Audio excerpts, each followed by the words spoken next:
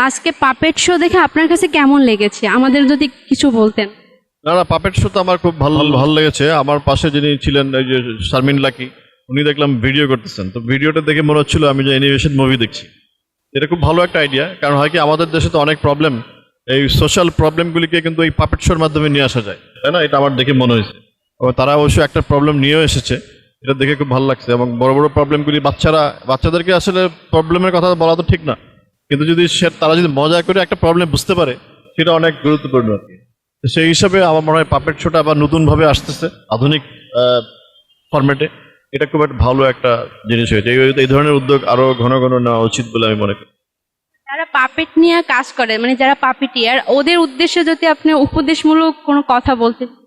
না, আমি তাদের সঙ্গে একটু আগে কথা হয়েছে, তাদেরকে আমি যেটা বললাম যে আসলে তারা এই যে সোশ্যাল প্রবলেমগুলি নিয়ে কাজ করছে, এই এই এই স্ক্রিপ্টগুলিকে আরো ফার্নিশ করতে হবে আর কি, তাই না?